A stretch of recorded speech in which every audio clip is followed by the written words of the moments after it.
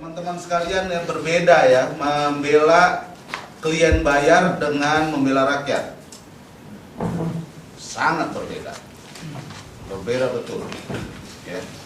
Kalau membela klien yang bayar, kita harus memperjuangkan kepentingan klien. Kalau kalian merasa dirinya tidak kalian perjuangkan, nyawa kalian pasti dicabut, surat kuasa, cabut, ganti acara lain.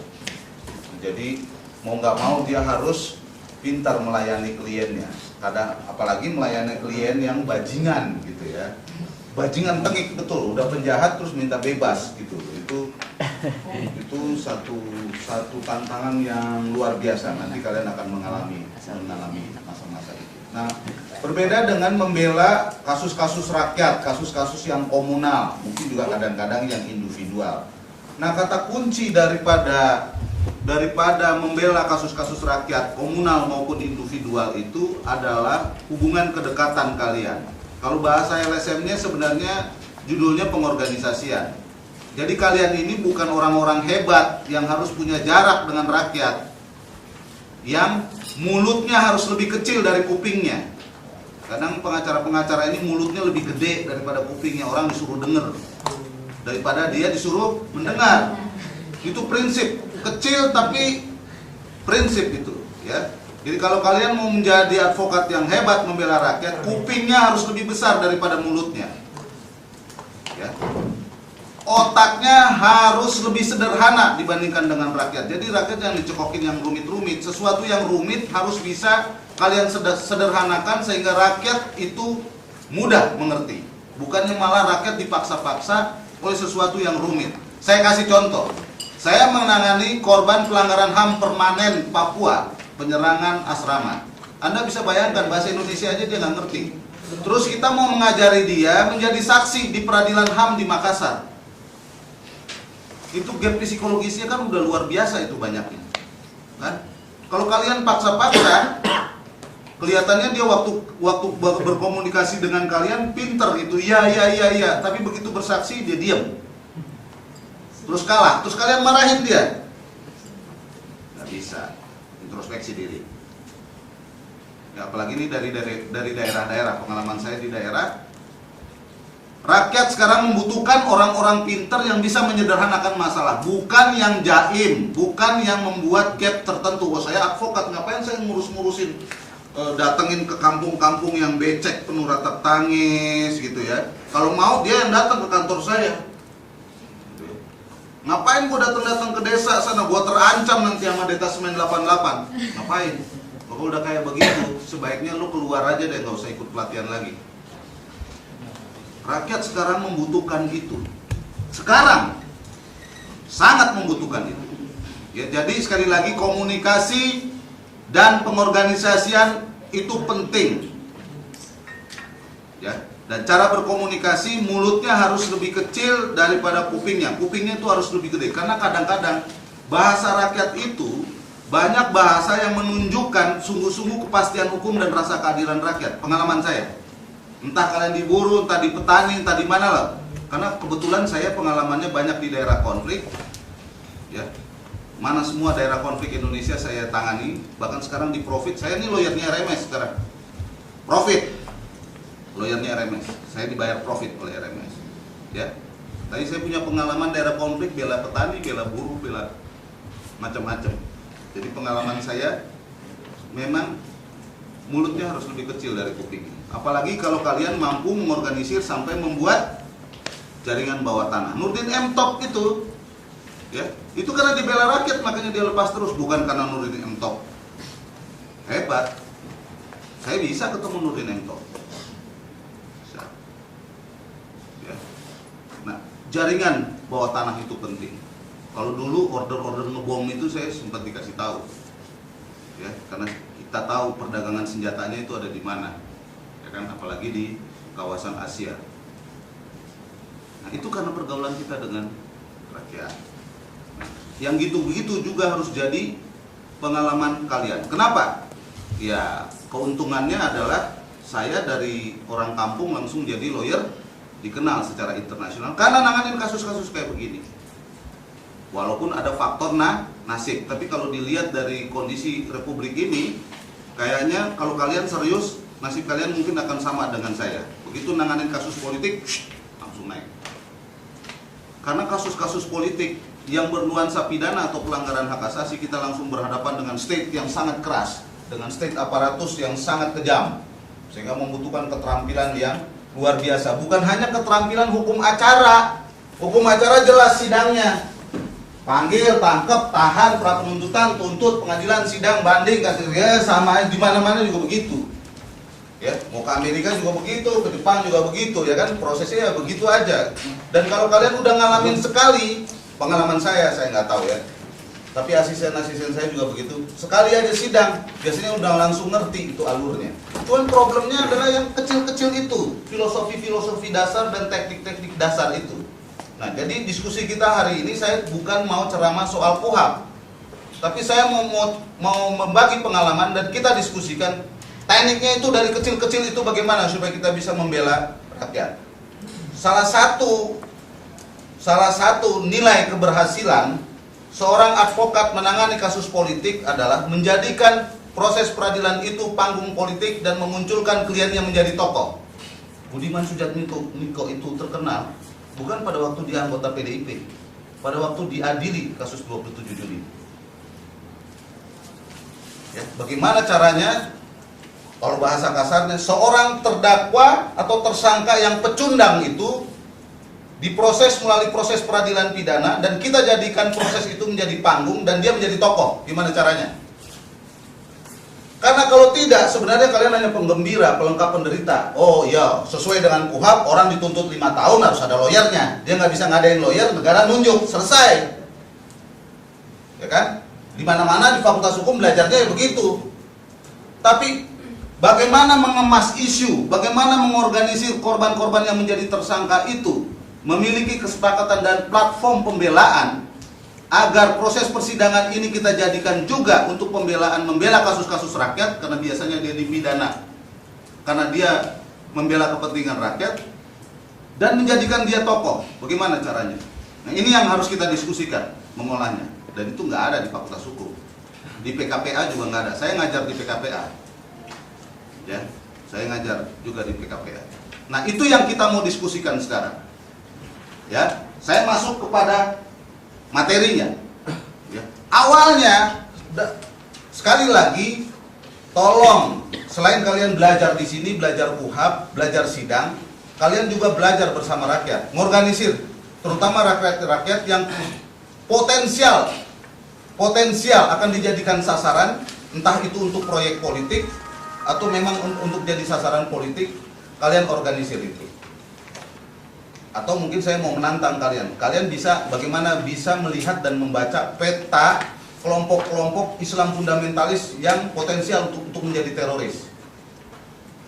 Kalau zaman saya, bagaimana saya, kebetulan saya pengalaman saya di LBH Jakarta dan PBHI. Bagaimana PBHI bisa mendekati kelompok-kelompok di daerah konflik. Sehingga nanti kalau ada masalah dia larinya ke kita. Dan kita tahu bagaimana cara membelanya. Kalau enggak, ke laut aja loh. Lu enggak akan punya pengalaman itu. Kita nih demonstrasi mahasiswa untuk belain petani gitu. Lihat, wah peserta kursus hak asasi manusia, cemen semua, malas, mendingan gue ke yang lain aja. Jangan-jangan malah datangnya ke kantor gua daripada ke lo. Karena lihat nggak meyakinkan, diajak ngomongnya formalistik. Ya, udah malas dia. Ya. Nah, harus punya pengalaman, kalau bahasa iklannya harus punya taste. Ya. Nah, saya masuk. Kalau ada satu peristiwa, biasanya entah mulai dari pemanggilan, tapi biasanya kasus-kasus rakyat itu selalu saja adanya penangkapan. Jarang tuh kayak kasusnya Antasari Ashar dipanggil dulu jadi saksi terus siangnya jadi terdakwa. Jarang. Biasanya kalau klien-klien kita, pengalaman saya 22 tahun, saya nggak tahu kalian, itu langsung panggilannya penangkapan atau ditangkap di tempat karena satu aksi. Waktu kritisnya adalah 1 kali 24 jam. Itu masa kritisnya. Di pemanggilan ataupun penangkapan. Itu masa yang paling kritis. Di 1 kali 24 jam. Karena disitulah juga penyidik akan menentukan apakah klienmu dikasih surat cinta merah ditahan atau tidak. Yang kedua, apakah penyidik itu berdiri sendiri, dia diintervensi oleh intel atau oleh kekuatan-kekuatan lain untuk menjadikan klien kalian korban. Ya, entah itu pengusaha, entah itu partai, entah itu eksekutif atau sentimen apa gitu ya. Biasanya diintervensi. Nah, di sini letaknya 1 kali 24 jam. Karena yang dia akan kejar adalah bukti permulaan yang cukup. Bukti permulaan yang cukup apa? Kalian baca bukunya. Ya kan? Dia kejar itu, yang 1 kali 24 jam. Tapi ada lagi yang jauh lebih penting yang kalian harus diskusikan dengan klien kalau ada kesempatannya. Tapi kalau tidak ada, maka kalian harus bicara dengan keluarga dan juga kelompok pendukungnya. Misalnya kalau mahasiswa, mungkin teman senatnya atau teman gerakannya. Apa? Kalian tentukan platform pembelaannya di 1 kali 24 jam itu. Pertanyaan mendasarnya adalah, apakah proses ini kita mau jadiin panggung atau tidak? Ya. Kalau mau dijadiin panggung harus clear, panggung kayak apa yang mau dibuat. Misalnya isunya yang mau dinaikin apa? Oh, kasusnya nggak bisa. Oke, you mau ngangkat apa? Oh ya, human rights defender diadili misalnya. Jadi kalian harus bangun seluruh proses ini bahwa ini human rights defender. Arahnya apa? Nanti kalau diperiksa di BAP, dia harus bicaranya nuansanya dia sebagai human rights defender di BAP-nya. Ya kan? Oh, dia sebagai human rights defender tapi membela kasus perempuan yang ditolak oleh puskesmas karena miskin pada saat dia mau melahirkan misalnya. Berarti isunya adalah human rights defender dan reproduksi gender. Itu isunya. Nah, mari kita bikin panggungnya. Litigasinya bagaimana, non litigasinya bagaimana. Tapi kalau misalkan dia bilang, ini nggak usah dijadiin panggung lah, kalau bisa saya lepas aja. Ya udah, seluruh pertanyaan polisi tolak-tolak aja. Bener nggak ini spanduk ini? Nggak bener Pak, itu mungkin orang lain itu nggak. Tapi kalau misalkan itu mau dibikin panggung, bener nggak spanduk ini? Bener Pak. Jadi saya jelaskan latar belakang spanduk ini. Ya, jadi kami menerima pengaduan selama 3 tahun ini sekian perempuan yang mati akibat dia miskin ditolak oleh puskesmas di sini. Kami rapat bersama dengan korban, nggak didengerin, makanya kami aksi. Memang saya yang pimpin dan ini salah satu spanduk yang kami buat bersama-sama. Efeknya apa Bang? Panggung, dia muncul sebagai tokoh dan isunya naik, media massa juga jadi ngerti yang mau dia tulis. Yang dia tulis bukan si A terdakwa dikenakan pasal ini, ya itu sih udah standar lah, nggak usah dijelasin, polisi juga bisa jelasin kalau soal itu. Jadi pada waktu lawyernya ditanya, jadi masalahnya ini apa? Awal mula akar masalahnya adalah soal banyaknya perempuan-perempuan yang ditolak oleh puskesmas. Nah itu isunya. Beda ya? Enggak, maksud tuh gini Bang, pengaruhnya di saat korban hanya ingin selesai masalahnya dan tidak ada masalah lagi, dengan kita akan menjadikannya itu sebuah ajang panggung gitu kan. Kedepannya itu efeknya seperti apa? Kalau misalkan dia cuma hanya sekedar itu, ya dia ngelak aja kan. Apa benar? Oh bukan, itu bukan punya saya. Apakah kamu ikut? Oh enggak, saya enggak ikut. Atau dia standar, enggak panggung, enggak juga nolak ya kan.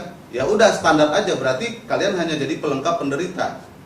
Kalian lawyer dari si tersangka, selesai. Itu aja. Apa sih fungsi lawyer kalau diperiksa polisi? Pasif kan, jelas. Terus sidangnya ya sama kayak sidang perkawinan.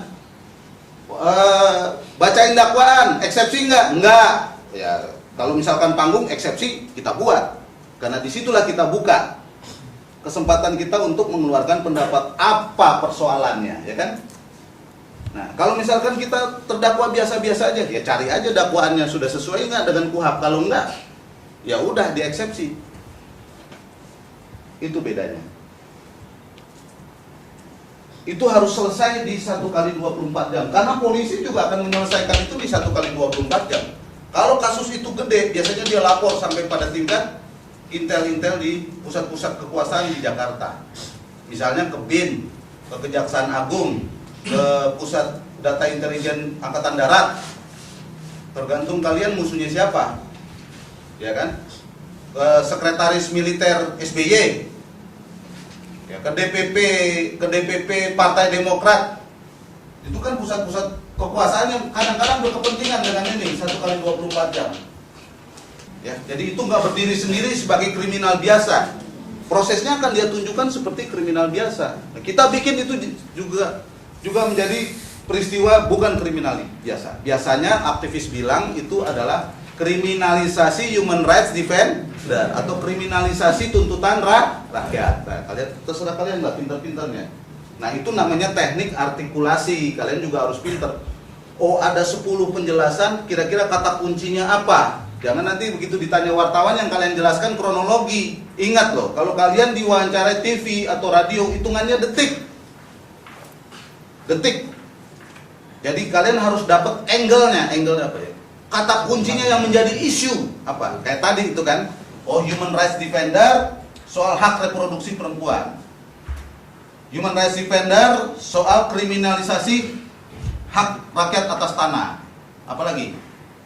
Oh, kalau misalkan dia mau merdeka, human rights defender membela kebebasan berorganisasi dan mengeluarkan pendapat.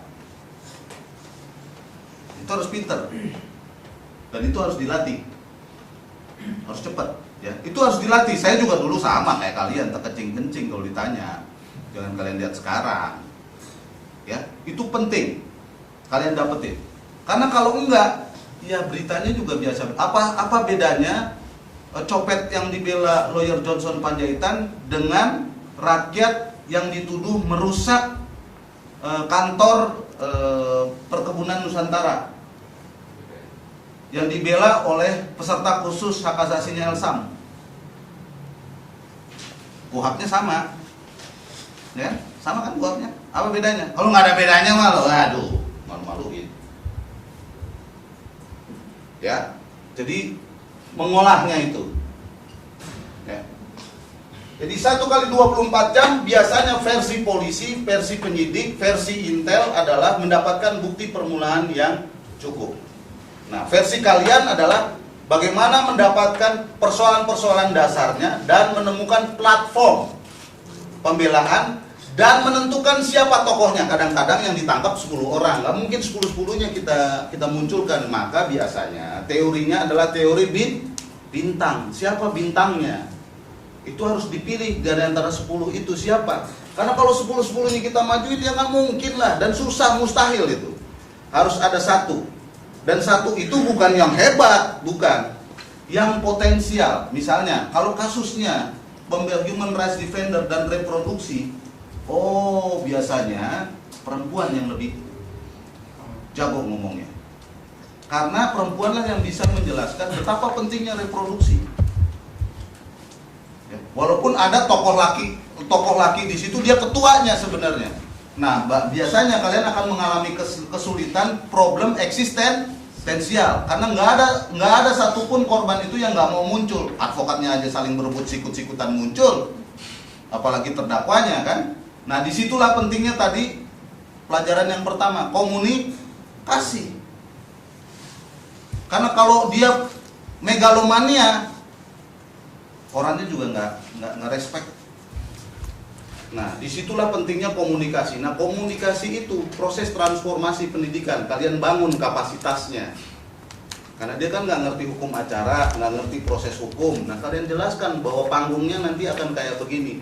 Nah, yang 9 lagi apa fungsinya? Nah, kalau itu clear, maka proses kreatif kalian akan muncul, ya kan?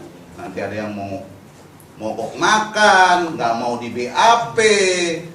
Terus kemudian ya macam-macam udah bisa dibuat lah. Ruangnya jadi yang tadinya ruangnya segini jadi bisa segini gitu.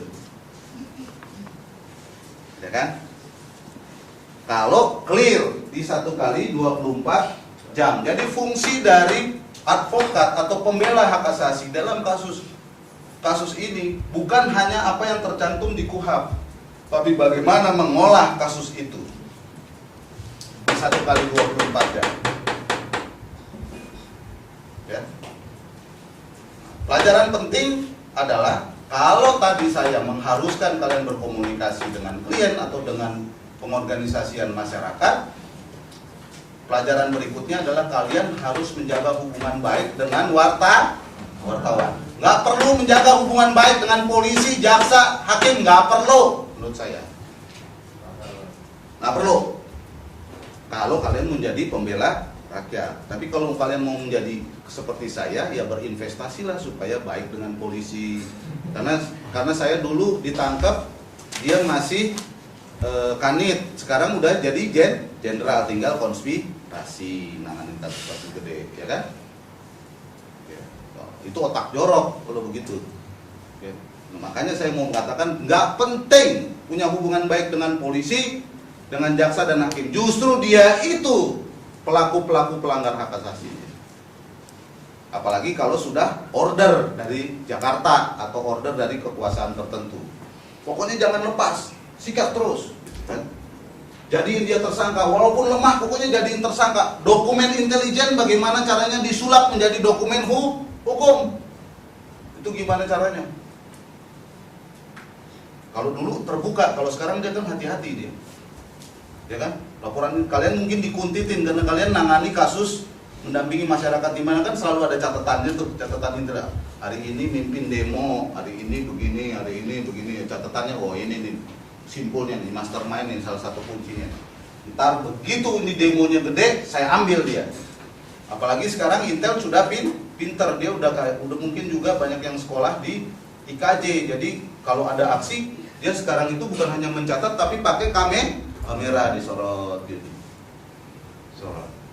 Nah, itu juga yang akan muncul di 1 kali 24 jam. Kita aksi nih, wah kayaknya di backup oleh polisi. Udah ditangkepin 5 orang. Ceret 5. Bawa kantor polisi. Di kantor polisi dikasih makan, kasih minum sambil di setel video yang tadi. Ceret. Hebat tuh, wah pidato lu apa tuh sob? Wah hebat tuh, wah hebat. Wah perempuan ini, wah jago yang ngomongnya. Udah selesai, makan udah selesai. Ke kamar masing-masing untuk diperiksa. Tadi lu ngomong apa tuh di video itu? Kalau di aktivis yang nggak ngerti, iya pak, itu dia terbuka dia. Tapi kalau di aktivis yang jago, enggak itu pak, salah itu cara melihatnya. Orang saya waktu itu lagi ngamanin masa supaya semuanya berjalan dengan tertib. Ya tapi kan kamu teriak-teriak, siapa yang teriak? Ya teriak-teriak wajar pak, orang rame teriak-teriak. Nah. Ada lagi nih aktivis karena taat beragama, ya kan? Kalau, ya ini bukan penghinaan. Tapi ini naif, saya mau bilang naif. Karena lawyernya juga diem aja soalnya. Kalau kejujuran dikatakan di kantor polisi ini, maka keadilan akan turun. Ya kan? Karena itu dia jelasin, jadi begini Pak, seminggu yang lalu kami rapat. Ya kan? Di kantor Elsam. Ya, rapat itu membicarakan ini. Wah, polisinya wah begitu ya, bikin jawab gitu. Karena ini membela rakyat Pak. Jadi kami udah bicarakan semua, kami rancang. Dananya sebagian dari ini, yang spanduk ini, yang ini. Oh begitu ya, iya. Ya kan? Baca, wah bagus Pak, sesuai dengan cerita saya. Tanda tangan, keluar surat penahanan. Jebret, nangis dia. Dia pikir setelah dia jelaskan semua, keadilan akan turun. Gak taunya surat penahanan yang turun. Loh kan saya kan membicarakan, iya karena itu semua udah terbukti nih. Tahan 1 kali 20 hari. Nangis dia. Berdoalah terus kau. Bukan soal hubungannya sama Tuhan, bukan. Kita menghadapi bajingan tengik untuk soal-soal rakyat. Pemerintahan yang ini pun nggak berpihak pada rakyat lah. Udahlah, selesai. Jadi jangan suruh saya untuk bicara bahwa pemerintah ini netral, pemerintah ini bagus. Mampus saja, nggak akan. Ya. Nah itu bagian dari proses yang 1 kali 24 jam. Maka kelompok-kelompok yang kalian dampingi itu harus bilang, kalau kalian ditangkap, kalian bilang, saya baru mau diperiksa kalau ada lawyer saya, ini nomor teleponnya. Kalau enggak, saya nggak mau diperiksa. Itu artinya bisa dua, mau menghindar, ya, atau memang mau menghadapi. Kalau mau menghindar, polisi kan terikat 1 kali 24 jam. Kalau misalkan dia nggak bisa dapetin bukti permulaan kan lepas kan. Tapi kalau ini mau dijadiin panggung, terusin, main. Tapi harus ada lawyernya. Kalau enggak ntar main gebak-gebuk. Tapi biasanya kalau lawyernya berwibawa, Ya, begitu dia bilang ini lawyernya ini, dia pasti akan segan. Pengalaman saya, biasanya segan. Siapa lawyernya? Dari ini. Segan. Dia nggak akan berani main pukul. Kalaupun main pukul, biasanya dia tidak di ruangan itu dan pakai orang lain. Misalnya di ruangan yang nggak ada mesin tiknya atau komputernya, sepertinya polisi yang tadinya meriksa dia itu dia datang, tapi yang pukul adalah orang lain. Tapi tetap saja kalau itu terjadi di kantor polisi, biasanya dia nggak mengelak. Pengalaman saya begitu. Saya sering sekali dibohongi kan, begitu dikasih tahu kita misalnya ke Polda aja, Polda Metro yang udah sebesar itu, tuh bohongnya luar biasa. Padahal udah ditahan di situ jelas-jelas dia bilang nggak ada. Bagus malah dia bilang nggak ada, lapor penculikan. Kira emang gua kehilangan akal, langsung muncul kan penculikan, karena ternyata polisi yang menjaga dan mengambil aktivis itu ternyata tidak bisa menjaga keamanan para aktivis itu, dan terjadi penculikan. Kemungkinan penculiknya itu membawa aktivis ini ke kantor polisi. Nah, mati kan dong? Jadi isunya soal penculikan. Diculik oleh polisi atau diculik oleh gerombolan yang dilindungi oleh polisi. Karena sekarang kan setelah kejadian Orde Baru kan sekarang banyak sipil-sipil piaraan. Entah Satpol PP, entah front ini, front itu, ya kan? Juga termasuk lembaga pengamanan swasta. Itu di belakangnya semua mereka. Kan? Karena kalau polisi dan tentara, Pak Boy cepet nuduhnya, wah itu tentara tuh, wah itu polisi, kita cepet. Tapi begitu Front Pembela Islam kita gugup. Ya kan? Jadi bisa begitu nanti ininya. Jadi sekali lagi, di 1 kali 24 jam ini penting. Bang, bagaimana dong kalau misalkan dia nggak ngomong-ngomong, ya, nggak ngomong-ngomong, tahu-tahu dia ditangkap, kita disuruh bela. Nah, yang pertama kali kalian harus selamatkan adalah nyawa kalian. Nyawa kalian itu apa? Surat kuasa, bukan nyawa yang ada di dalam tubuh, nyawa profesi maksudnya. Surat kuasa. Menurut KUHP, untuk memunculkan nyawa itu supaya kalian punya, karena kalau kalian mendapatkan kuasa, kalian punya kekebalan, ingat loh, kekebalan profesi. Ya, jadi nyawanya ada dulu. Jangan lo ngomong sebelum ada nyawanya. Ngomong nggak ada nyawanya lo orang biasa yang bisa ditangkap. Oh lo temennya, habil. Ya, harusnya membela jadi harusnya dibela jadinya. Repot ya kan? Nah, nyawanya. Nah, menurut KUHP, nyawa itu bisa dihidupkan dari mana? Kalau misalkan kita nggak bisa ketemu yang bersangkutan. Keluarga. Nah, keluarga itu siapa? Istri, anak, atau keluarga kandungnya, orang tuanya. Itu ambil, dapetin. Dan jangan, karena kalian di sini udah hebat-hebat punya komputer, kalian jangan berpikir, harus rapi surat kuasanya. Ya kalau kalian punya komputer, berarti di komputer kalian harus ada di situ surat kuasa blanko. Kalaupun nggak ada, tulis tangan. Nggak selalu harus bagus. Wah, sebentar, gimana kita buat, kita bikin dulu nih. Tapi ini di hutan, di desa nggak ada ini. Tulis tangan, nggak usah. Kadang-kadang lawyer-lawyer ini terlalu hebat-hebat ya kan. Yang penting datang dulu ada nyawanya, tanya. Karena kadang-kadang kalau kalian terlambat, dia sudah hilang atau udah digebukin. Ingat loh itu. Ya, daerah-daerah tertentu itu saya merasa sekarang ini ada daerah-daerah tertentu yang juga kayak begitu. Misalnya di Pontianak, saya udah mendapat laporan beberapa orang yang dipanggil tiba-tiba hilang, terus ketemunya seminggu lagi mati di kantor polisi. Saya juga masih tetap monitor kan daerah mana aja nih yang, apalagi sekarang daerah Papua secara keseluruhan atau Maluku secara keseluruhan. Itu daerah-daerah yang orang bisa hilang. Entah itu nanti alasannya teroris, Densus 88, atau alasannya nanti perkelahian antar suku atau antar kelompok atau apa. Jadi kalian harus cepat gitu. Ya apalagi kalau dari awal kalian sudah berkomunikasi dengan mereka. Ingat itu kecepatan. Nah, kecepatan supaya kalian jangan salah, jangan pula kalian merasa megaloman, polisi menghormati kalian datang tanpa surat kuasa. Kalau Bapak tidak percaya, panggil dia. Pasti dia akan bilang saya lawyernya. Ya, udah konyol loh begitu. nggak ada cerita. Tapi begitu lo kasih lihat surat kuasa, jebret. Karena advokat adalah penegak hukum. Ya. Human rights defender adalah penegak hukum. Gunakan itu. Ya. Nah, jadi setelah pulang ke sini, kalian harus melatih kelompok-kelompok pro demokrasi yang memperjuangkan nasib rakyat, karena mereka lah yang potensial terkena kriminalisasi. Harus jalin hubungan. Itu sama kayak misalkan saya punya klien tetap, misalnya pemain di BLBI atau pemain di proyek mana, dia pakai saya, itu kan maksudnya kalau ada masalah tinggal saya yang maju, sama sebenarnya. Cuma bedanya yang satu dibayar, yang satu dengan sukarela, ya kan? Upahnya di surga. Amin.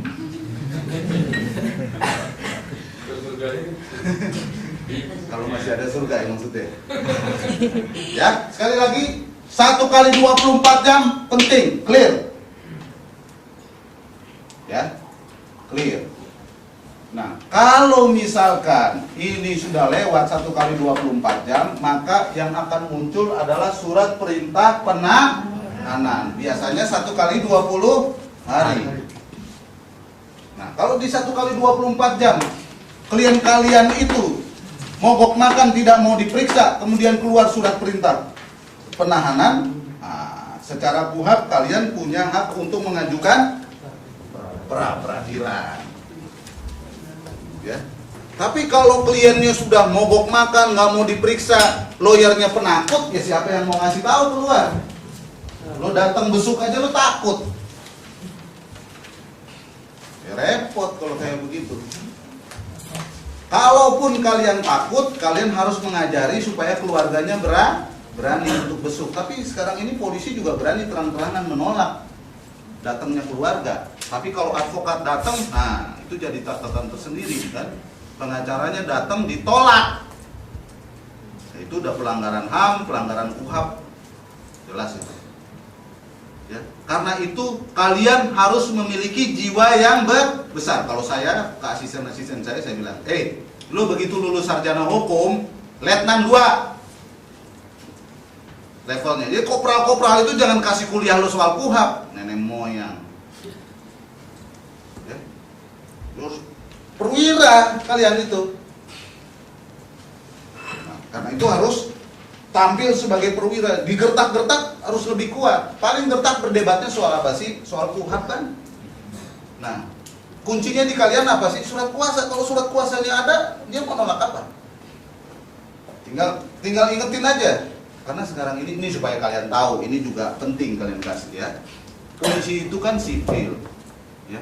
Apalagi kalau kalian nanganin di kota, mereka itu nggak mau dimutasi ke hutan. Kan sekarang orang pada nyogok untuk supaya jadi polisi di kota. Nah kalau gara-gara itu, apalagi sekarang misalnya orang kayak saya gini ya, punya rekomendasi ya ke kedutaan atau ke lembaga-lembaga dana yang membiayai polisi, habis mereka, selesai. Karena sekarang pengalaman Timur dulu kan tentara-tentara itu kan disupport. Nah sekarang bantuan-bantuan luar negeri nggak mau, dia mau bantu polisi, itu polisinya bajingan nyiksa rakyat. Sekarang ini orang-orang yang kredibel, apabila melaporkan polisi itu tidak benar, kena polisi itu. Paling tidak kalaupun tidak diproses dia mutasi. Siapa yang mau dia mutasi? Siapa yang mau? Nah, itu kalian harus punya jiwa yang besar. Kalau nggak bisa bela klien. Malah pengacaranya yang harus dilindungi, ya repot loh. Ya. Jadi sekali lagi 1 kali 24 jam ini. Nah sekarang udah kita ngelawan, udah macem-macem, ngajuin pra-peradilan, tetap saja keluar surat cinta, yaitu surat penahanan. Nah itulah contoh surat penangkapan dan penahanan. Coba lihat selintas saja, lihat contohnya. Nah kalau kalian baca surat penangkapan itu, apa yang pertama kali harus kalian lihat? Identitas, good. Yang lain? Dasar alasan penahanan. Dasar alasan penahanan. Di mana lihat dasar alasan penahanan? Iya. Selain itu ada lagi yang jauh lebih penting, yaitu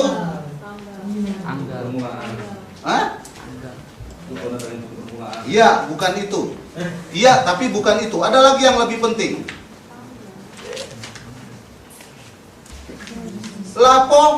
Laporan. Semua itu harus ada dasarnya, nggak ujuk-ujuk polisi men. Ini ada laporannya. Ya, lihat itu dia bertindak berdasarkan laporan. Nah, laporan itu sekarang ini ada dua. Polisi melaporkan kepada polisi sendiri, entah itu intel, entah itu apa sih yang ngadep-ngadepin kalau demonstrasi. Nah, itu yang bikin laporan. Atau orang lain. Nah, tinggal kalian lihat, kalau ternyata itu orang lain, apalagi teman sendiri, berarti kalian bocor kalian. Ya, jadi laporan itu penting. Kalian lihat siapa yang melaporkan, polisi atau teman sendiri atau masyarakat sendiri, ya kan? Itu di atas itu lihat ada laporannya, tanggal berapa laporannya? 24. Ya, kalau misalkan kalian nggak ada di situ tertulis laporannya, kemungkinan besar argumentasi polisi adalah kalian tertangkap tangan. Tapi pengalaman saya, kalaupun tertangkap tangan, biasanya polisi melapor ke polisi. Nah, dalam istilah saya jadi gini, proses itu menjadi gini. Dia bikin panggung sendiri, kemudian menari di atas panggung sendiri, itu namanya. Jadi polisi yang lapor, polisi yang periksa, polisi yang ini, semua polisi. Nah, di Papua kan begitu tuh. Ya, polisi yang lapor, polisi yang tangkap, polisi yang ngomong ke media massa, polisi yang ini, polisi yang itu. Nah, bagaimana cara melawan itu?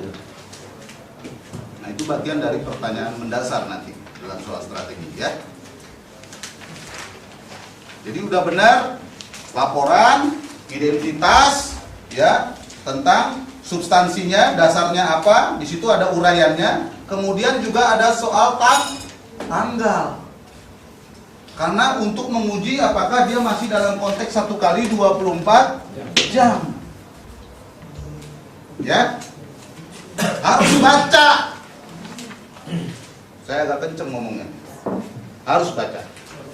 Harus dibaca. Ya problemnya bang, saya gimana mau baca, suratnya aja nggak ada. Ya minta. Itu gunanya lo lawyer. Kalau lawyer aja nggak pegang, apa gunanya lawyer kalau begitu? Minta dong. Kalau nggak dikasih bagaimana? Ngamuk kalau berani. Bikin gara-gara. Nah, bagus. Kalau bisa sampai begitu. Itu kan tergantung improvisasi dah. Ya kan?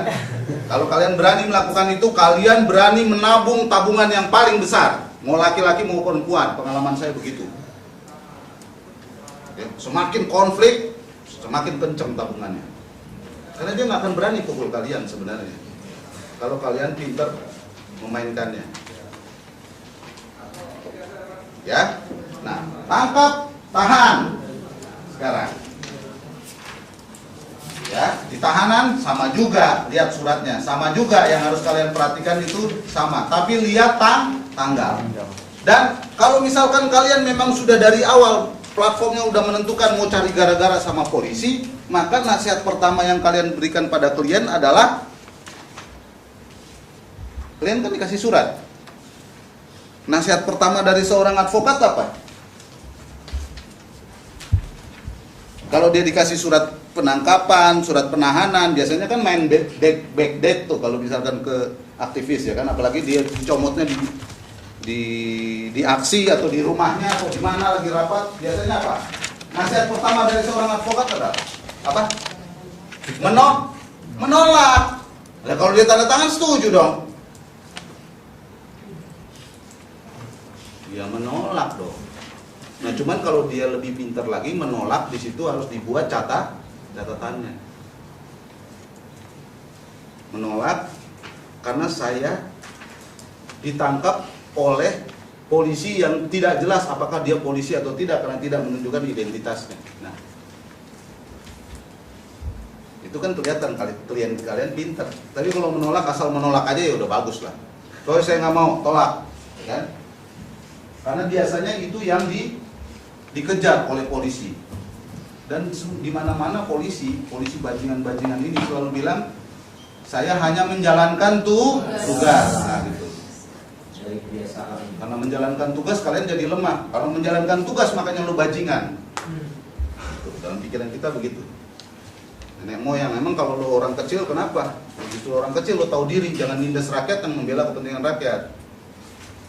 Nah, saya menjelaskan ini supaya kalian memahami konstelasi politiknya. KUHP-nya kayak begitu, teknisnya seperti yang saya jelaskan, konstelasinya juga begitu. Kenapa? Karena kalau kalian di daerah nanti berkoordinasi dengan teman-teman di Jakarta atas kasus ini, maka isunya adalah kekerasan oleh polisi, dan itu kita bawa sampai tingkat internasional. Dan ini bisa berakibat fatal pada bangsa ini. Contoh, saya tanya sekarang, kenapa tentara marinir mau latihan, tanknya tenggelam, mau latihan nyelam, udah tenggelam duluan, mau latihan terbang, kapalnya jatuh. Kenapa? Embargo senjata. Kasus apa? Kasus tim-tim. Kita semua kampanye supaya menghentikan bantuan militer. Akibatnya, membeli onderdil di pasar gelap aja Indonesia nggak diladenin. Tuh. Jadi di sana pemain pasar gelap pun punya etika hak asasi. Dia nggak mau kasih kebajingan. Nah, tengik lagi. Nah, kalau kasus ini kejadian lagi nanti di Detesmen 88, tadi malam saya didatangin petani di Kediri, di daerah di Gunung Kelut sana. Bisa loh pasukan 1000 polisi ngepung petani di sana. Coba, oh berarti 1000 polisi. Dan kemudian bertahan sekarang 400 polisi. Ini jam 2 diterima oleh Komnas. Kok oh ternyata pro, oh ternyata begitu. Proyek, apalagi sekarang judi nggak boleh ya kan, mau jual narkoba takut, ya udah, jalan petani aja lah. Nah jadi, nah kalau itu terus dikampanyekan oleh kita, karena kalian kan nanti berjaringan, ini penting nih kalian berjaringan nih, supaya nanti salah satu atau salah dua kalian ditangkap, kalian kan yang saling kenal satu sama lain, ya kan? Networking ini penting, jadi bukan hanya saluran informasi. Ya kasus-kasus ini kalau kita kampanyein, kita bilang Detesmen 88 itu bajingan karena dia ternyata bukan hanya menangkap teroris, tapi juga menangkap aktivis. Dulu kan yang namanya Sintong Panjaitan dipuja-puja ya kan. Wow, berhasil ini, bantulah sama Green Bear. Saya ingat betul, saya masih SMP ketemu sama bule-bule itu yang melatih langsung Green Bear di Cijantung. Ya. Setelah saya gede, mereka itu saya lawan di tim-tim. Udah keras. Nah, kalau Detesmen 88 terus-menerus kayak begitu, maka secara keseluruhan kita bilang stop bantuan untuk polisi, karena polisi telah menjadi pelanggar hak asasi paling jago. Sekarang kan polisi pelanggar hak asasi paling jago, walaupun mau disusul oleh milisi. Saya kira kalau kalian juga mencatat, saya kira angka untuk polisi Pamong Praja juga tinggi sebenarnya, tapi catatan soal itu kan kecil sekali. Itu juga itu. Ya, udah dia buruh kontrak, miskin, nindas orang miskin juga. Gimana itu?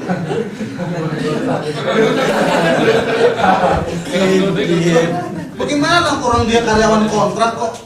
Coba cek. Coba aja, omongan saya benar nggak? Karena di Jakarta aja kayak begitu, ya kan? Padahal kalau dia mau menjadi penyidik atau penyelidik, baca KUHP, pangkatnya aja tertentu, nggak semua polisi bisa melakukan penyidikan dan penyelidikan. Ini Satpol PP bisa nyita barang orang kapan aja tanpa izin pengadilan. Ya kan? Ingat itu. Loh, kenapa sih John lo keras-keras begini teman-teman? Di saat pengangguran tinggi di kota-kota besar, sektor informal itu sektor pengaman. Selain juga pengaman bagi kita advokat yang miskin, ini karena lu makannya di situ nggak di restoran. Nggak kayak gua sekarang udah makannya di restoran. Ya kan? Itu bukan hanya sektor pengaman untuk pekerjaan, untuk kita juga.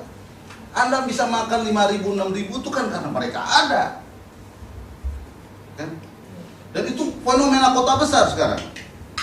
Itu harus dibela gitu. Pakai apa ya ini? Jadi ini bukan hanya kasus politik gitu loh. Ya, bahkan sampai dia berani mematikan orang. Yang saya tangani coba, itu 3 in 1 itu sampai mati. Kan? Konyol. Nanti tinggal kita tunggu lagi, nanti ada bayi yang mati. Karena apa? Saya mulai melihat, kalau saya kan ngamatin terus.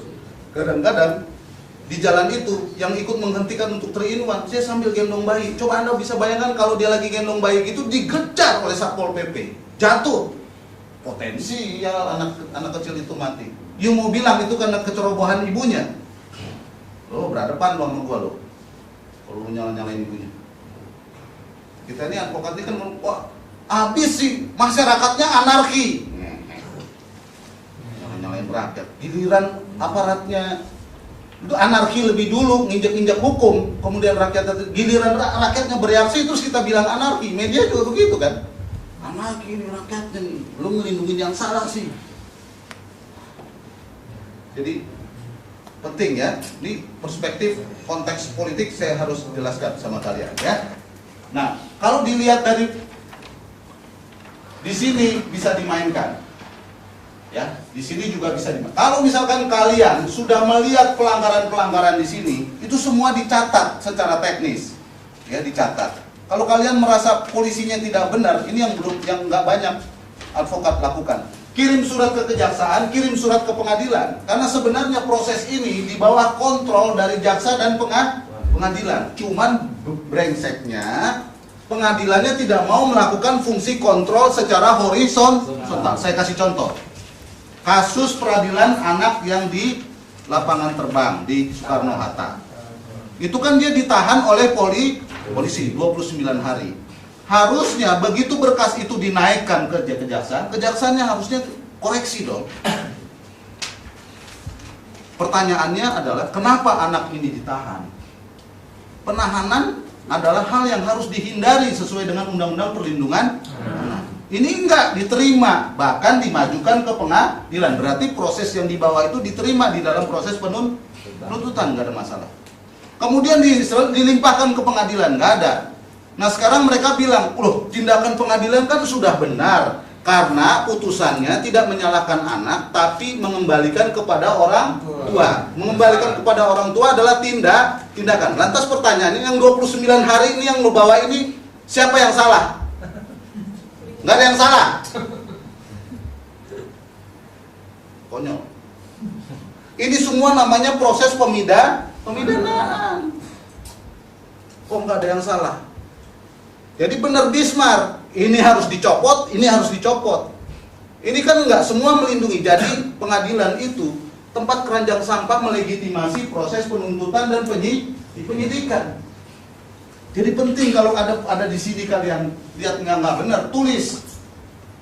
Kadang-kadang begini kan, sekarang forumnya sangat terbatas. Kalau ada pelanggaran di penyidikan dan penyelidikan, forumnya hanya pra-peradilan itu mempersoalkan apa saja? Penangkapan dan penahanan. Jadi kalau orang disiksa, barangnya dicolong, ngambil 5 nulis 2, kayak kita makan di warteg biasa, ya kan? Ya kan? Sekalian, ya kan? Maksud dia ngejar OPM atau ngejar aktivis gitu, tapi sekalian nyolong, ya kan? Itu banyak yang hilang gitu kan? Itu mau dipersoalkan di mana? Kalaupun kalian persoalkan, dia buru-buru, pokok perkaranya dilimpahkan. Kalian gugur sebelum berperang. Karena itu nasihat dari senior ya, untuk pra-peradilan. Pertama, majukan pra-peradilan hari Senin atau hari kerja pertama. Jangan sekali-sekali mengajukan pra-peradilan hari Kamis, apalagi hari Jumat. Wassalam loh. Ini nggak ada nih di KUHP. Jangan lakukan hari Kamis atau hari Jumat. Karena kalau kalian lakukan hari Kamis, maka dia punya bukti untuk melakukan backdate atau mundur atau manipulasi. Jumat, Sabtu, Minggu, Senin, 4 hari. Karena kan misalnya kalau dia penggeledahan harus izin pengadilan, penyitaan harus izin pengadilan juga. Ya. Ada satu hal, bukti kunci yang harus kalian perhatikan, dan ini memang susah kita sentuh. Kalau surat-surat kayak begini dia bisa bikin mundur. Tapi ada satu bukti kunci yang harus kalian perhatikan. Dan saya mau mengajari, saya kantongin dulu kode etik. Brad. Ya. Kalau pakai cara baik-baik saya kira susah. Harus cara nyolong atau caranya nyogok. Bukti yang paling penting adalah bukti ekspedisi. Buku yang panjang itu. Karena itulah bukti kunci sebenarnya memperlihatkan apakah surat itu dikirim dengan benar atau Tidak. Kalau surat ini semua bisa dibikin mundur. Bikin mundur semua. Tapi ekspedisi itu nggak bisa. Tapi bagaimana caranya dapetin ekspedisi? Pertama kita harus tahu siapa yang pegang buku ekspedisi. Nah, artinya apa? Kalian bukan cuma harus memahami KUHAP. Kalau daerah kalian itu daerah rawan, perhatikan orang-orang penting yang harus kalian ambil. Contoh, kalau pakai resmi-resmian, apalagi kalian membelanya orang kaliber Sanana atau kaliber gubernur Aceh yang sekarang atau wakil gubernur Aceh yang sekarang, kalian kan pasti dipersulit. Nah sekarang gimana caranya kalian bisa memasukkan dokumen ke sana? Besuk aja susah. Pertanyaannya, siapa yang bisa memasukkan kita di dalam penjara? Nah, jadi itu pelajarannya. Jadi pra-peradilannya siapa yang pegang buku ekspedisi, gimana caranya ngedapetin? Kalau itu dapat, gue yakin lo pasti menang. Nggak bisa ngelak. Karena dia bilang udah dikirim pada tanggal sekian tertulis di situ, tapi di buku ekspedisinya nggak ada, berarti bohong atau palsu, lebih parah. Ya kan? Itu pelajaran penting pra-peradilan. Nah, selain itu, hai anak-anak muda, saya mohon dengan sangat, sekaligus juga menantang. Walaupun pra-peradilan itu hanya penangkapan dan penahanan, tetapi kalau ada pelanggaran-pelanggaran di tingkat penyidikan dan penyelidikan, maka kita harus bereksperimen untuk menyerang melalui pra-peradilan. Kalau enggak, kalian mau lapor ke polisi, propam, jeruk makan jeruk. Ya, kan? Ya memang itu jalur ngelaporin ke atasannya, tapi biasanya kalau kasus-kasus rakyat, ya itu udah diplot sama dia, ya kan? Ngang ke atasannya lagi, ya iya kalau dia berantem, kalau enggak, lu cuma ditampung, ya. Oh iya nanti saya tampung lah. Repot. Walaupun itu ditempuh, pra-peradilan juga ditempuh. Karena beberapa teman misalnya penyitaan dan penggeledahan juga dipra-peradilankan. Nah, baru penting bekerja sama dengan universitas untuk saksi ahli dan media massa. Pertanyaannya adalah, kalau proses peradilan kita itu fair, harusnya seluruh tingkatan ini harus bisa dikoreksi. Harusnya. Kalau tidak, maka kesewenang-wenangan. Sekarang yang ada adalah bertingkat kan, ini yang ngawasin ini yang ngawasin ini. Tapi kalau ini nggak jalan, terus gimana? Putusannya tetap membenarkan yang di bawah. Karena itu KUHAP-nya harus diperbaiki. Semua tingkatan harusnya bisa diuji. Kawan-kawan sekalian, ada hal yang mendasar yang nggak pernah dipersoalkan oleh pembela hak asasi dan semua advokat di Indonesia. Kamu tahu yang paling murah sekarang apa? Paling murah dari segi hak asasi, merampas kemerdekaan, perampasan kemerdekaan. Ya, karena itu mari kita sama-sama berjuang supaya yang namanya kemerdekaan dan kebebasan itu kan hakiki, yang nggak boleh hilang dalam kondisi negara apapun gitu loh. Terus kita serahkan karena berdasarkan KUHAP. Maka penahanan atau perampasan kemerdekaan orang harus ada ujiannya dong. Dia sah nggak? Kalau nggak, ya sekarang ini transaksi, ya kan? Ditahan dalam rangka supaya nanti disogok, nanti dilepas, ya kan? Jadi komoditi. Ini jadi ruang abu-abu hitam pekat.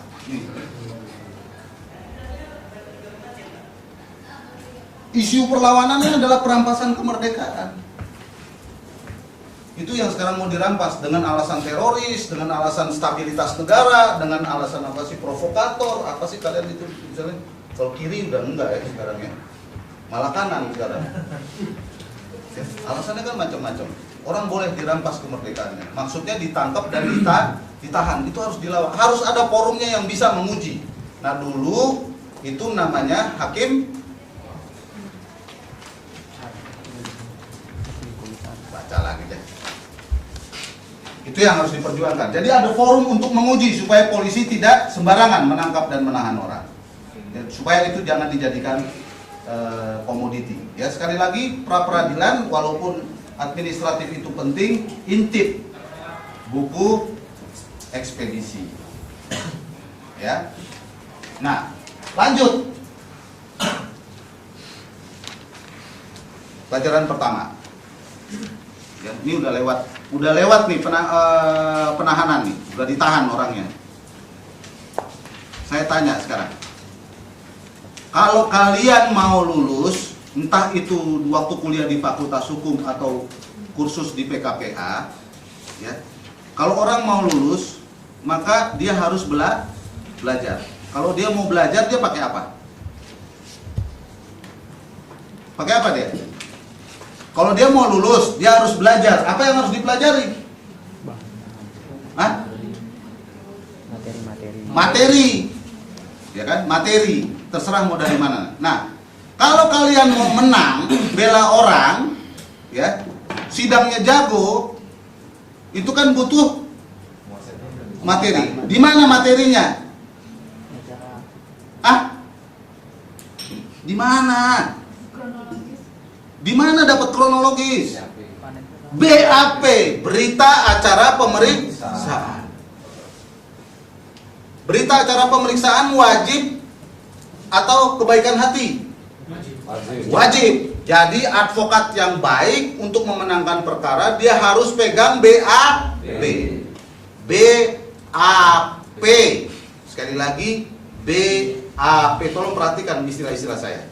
Jangan main-main. Yang dimaksud BAP bukan hanya BAP pemeriksaan tersangka.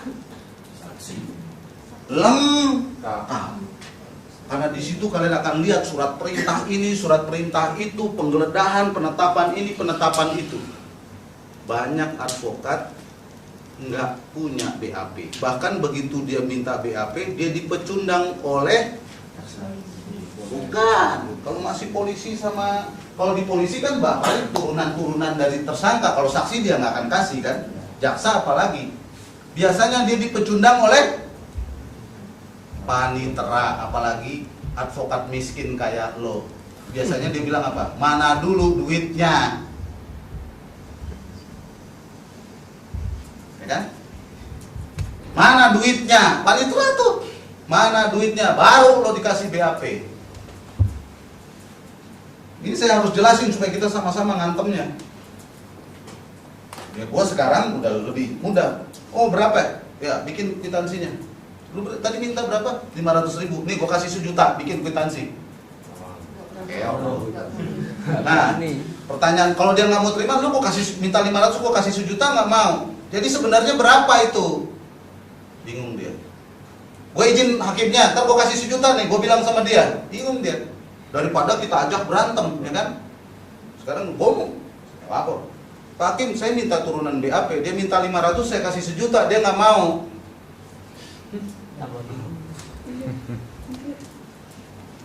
Panitera, lu dipecundang oleh panitera. Ya gua nggak mau kelihatan miskin, ya, mau harus kelihatan kaya. Dia minta 500, kasih 1 juta. Nah, kalau dulu kan kita terkenal, wah ini Prodeo, LBH, ini. Ya lu LBH aja. Sidang akhirnya nggak ada BAP. Kalaupun itu tidak dapat, maka apa yang harus kalian lakukan pada sidang pertama?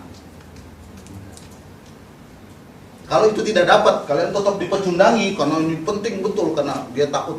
Apa yang kalian lakukan pada saat sidang pertama? Dakwaan. Iya, apa yang harus kalian lakukan? Sidang pertama biasanya pembacaan sebelum dakwaan apa? Sebelum dakwaan biasanya hakim ngapain? Ini pernah sidang nggak sih belum nih? Oh belum. Oh, sorry, gue salah persepsi. Sorry ya. Pertanyaannya loncat ya. Tapi harusnya kalian ngerti. Biasanya sidang pertama setelah semua ada, terdakwa datang. Yang ditanya adalah soal sehat dan tidaknya terdakwa. Pada saat hakim menyatakan itu, harusnya pengacara interupsi, mempersoalkan soal BAP. Kalau belum ada, karena tadi kalian bilang BAP itu wajib, maka harus minta penundaan sidang. Kalau enggak, kalianlah makhluk paling lemah di peradilan itu. Ya kan tadi kalian bilang kan kalau mau lulus harus menguasai materi. Lo kalau kalian sadar begitu, dapetin dong materi. Jangan nyontek. Lo mau nyontek sama jaksa sama hakim, ke laut aja lo. Karena kalaupun dakwaan dibacakan pada sidang pertama, lo gimana mau eksepsi? Paling lo dapetin dakwaan aja. Oh iya udah, semuanya udah mulus. Karena nggak pegang BAP. Di dakwaan itu dikatakan bahwa memimpin dan menyuruh membakar gudang milik Bulog. Di BAP nggak ada. Lo gimana mau eksepsi? Oh ya udah bagus juga nih dakwaannya lengkap nih. Identitas sudah lengkap, alurnya. Kayaknya gue ngerti dan diceritain dakwaannya. Ya udah lo mampus aja lo. Yang dibela petani buta huruf lagi. Selesai. Jadi BAP. Yang paling bagus adalah pada saat ini kesini kan ini berarti dakwaan dan BAP. Di situ lo harus kirim surat untuk mendapatkan turunan. Kalau melanggar maka dieksepsi. Logikanya begini, proses peradilan yang benar harus dijalankan secara benar. Kalau dia melanggar KUHP benar apa enggak? Enggak benar. Jadi apakah dia mendapatkan bantuan hukum, boleh dibesuk, BAP, berkomunikasi dengan keluarga, itu kan hak-hak yang ditulis di KUHP. Nah kalau itu dilanggar, nggak semuanya bisa dibawa ke pra-pra. Itulah yang membedakan lawyer HAM dengan lawyer profit. Kalau lawyer profit yang gitu-gitu jangan dipersoalkan. Yang dipersoalkan adalah menjaga hubungan baik dengan polisi, jaksa, dan hakim. Kan gitu. Pelajaran kedua dari BAP, baca. Lu jangan males lu. Ya. Pegang BAP, sidang bawa, nggak pernah baca. Ya. Gaya aja ke selebriti. Nah baca itu ada dua. Satu, baca prosedur, nah itu penangkapan, penahanan, macam-macam itu penyitaan. Yang kedua, baca substansi. Substansi itu apa? Keterangan saksi, ya kan? Cerita-cerita itu baca. Kalau enggak, you mau gimana mau menguji? Ya, baca prosedur, substansi. Prosedur, laporan, penangkapan, penahanan, ya, polisi yang berwenang. Ya. Nah, kalau itu semua sudah didapatkan, maka sidang pertama selesai membacakan dakwaan. Apabila prosedur dan substansi serta dakwaan itu ada kelemahan, maka kita akan mengajukan eksepsi. Eksepsi dalam perspektif pengacara pembela HAM adalah panggung. Dia bukan hanya sesuai dengan KUHP, tapi itu kita bisa jadikan alasan pertama untuk menjelaskan kepada publik apa yang sebenarnya terjadi. Eksepsi itu.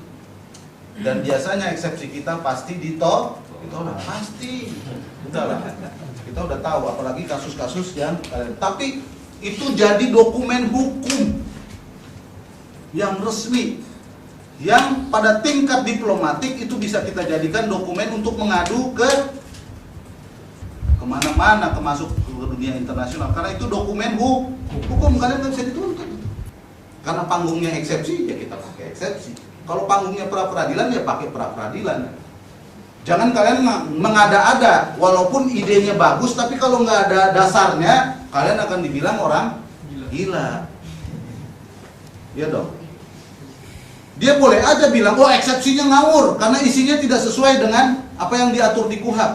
Ya silakan aja, pengadilan ini kan bukan hanya untuk mengadili dan menghukum orang, tapi mengungkap untuk mendapatkan kebenaran material. Tinggal kita kalian bilang begitu. Kebenaran material berarti bukan hanya sekedar BAP itu dipenuhi, dakwaan itu dipenuhi, ya kan? Loh supaya apa? Supaya hukum tidak dijadikan alat politik untuk menindas rakyat yang memperjuangkan hak. Oh ya, saya ingat judul. Pengalaman saya, ini sharing pribadi, bagi saya menulis-nulis kayak begitu itu seni. Atau kalau kalian pencinta musik, anggaplah kalian sedang bermain musik, bermain jazz. Ya kan? Berimprovisasi dengan baik. Judul itu penting. Ya. Misalnya saja, karena yang dibela ini perempuan yang berdemonstrasi untuk memperjuangkan hak dan reproduksi, maka judulnya Rahim Diadili. Oh. Judulnya harus nendang bang ya. Nendang betul. Judulnya itu memunculkan angle-nya, kuncinya itu apa? Dan itu isunya harus hak asasi rahim diadili. Misal. Ya kan? Yang kedua, yang ada hubungannya dengan judul, saya biasanya mengutip satu puisi atau satu kata-kata pintar. Misalnya saja waktu saya membela teman-teman GAM, saya mengutip satu puisi dari satu tokoh di Aceh, judulnya Seperti Belanda. Jadi saya menjelaskan bagaimana proses penegakan hukum itu seperti zaman Belanda. Jadi puisi itu seperti itu, nangis hakim sama jaksanya. Saya baca itu. Ya, saya baca judulnya dulu. Mengadili tokoh melawan penjajah. Seperti Belanda. Baca. Ya udah seni aja ya kan. Wah. Mana pernah dia dengerin eksepsi itu ada puisinya, ada judul kayak begitu kan dia kaget. Tapi itu besoknya intel akan banyak gitu karena dilihat keras, kelihatannya aja seni gitu, tapi itu masuk gitu. Coba kalian misalnya baca, nggak usah kutip aja itu syairnya Rendra soal Lisong itu. Tinggal kalian ganti berapa banyak itu anak yang putus sekolah, berapa banyak pengangguran, tinggal kalian ganti aja. Syair Rendra yang di aransemen. Biar angkat ketawa dulu. Biar angkat ketawa dulu ya. Rendra yang di aransemen. Ya kan? Oh, apa nih maksudnya? Ya, supaya jumlah anak, jumlah penganggurannya diganti sesuai dengan perkembangan sekarang kan. Karena pengalaman itulah maka saya orang desa sampai itu sayang sama saya karena dia berpikir bahwa jiwa dan aspirasi dia kalian bawakan itu di sidang pengadilan. Padahal gua ngutip. Ya, kita kan pengutip ya kan.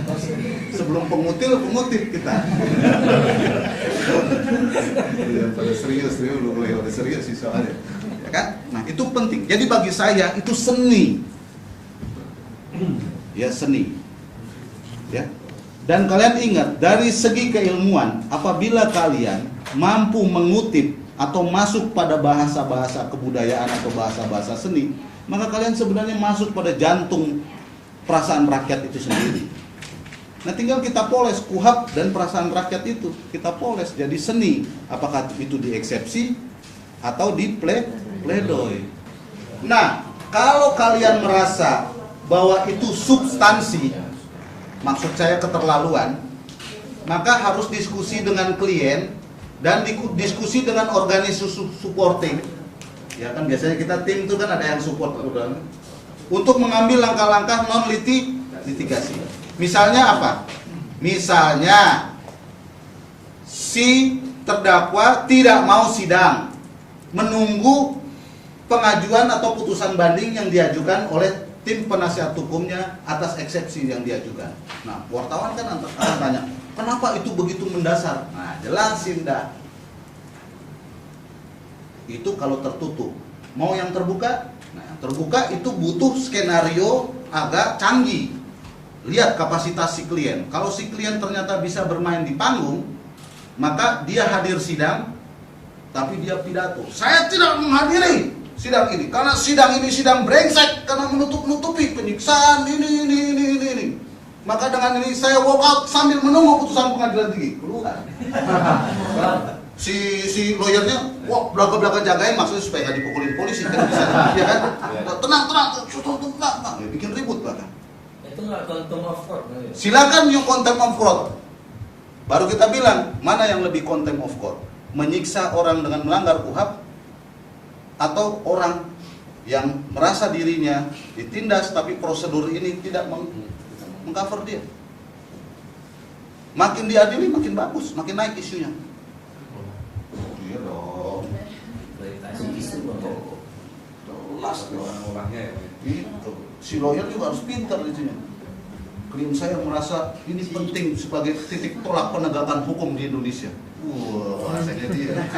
Padahal dia cuma ngambek.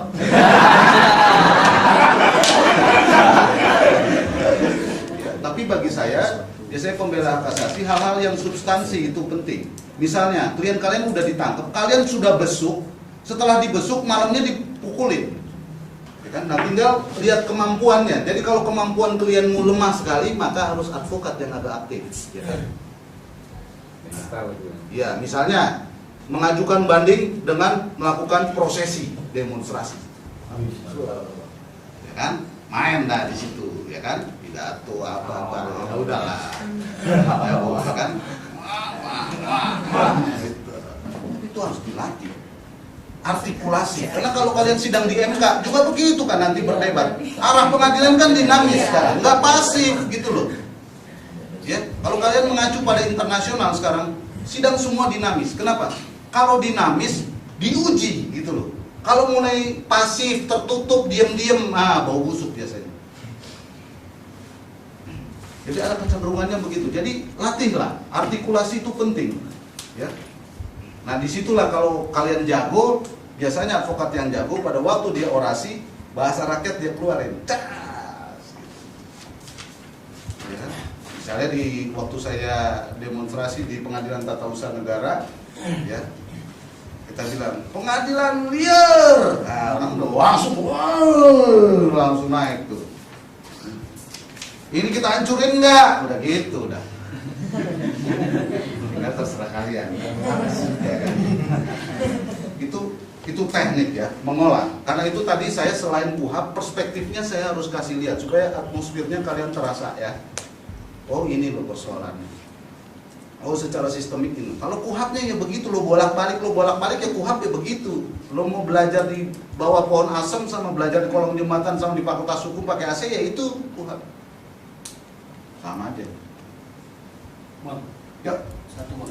Ini kaitan dengan alat bukti bang. Alat bukti. Iya, itu terkadang saya punya pengalaman waktu masih ya jadi asisten gitu kan bang.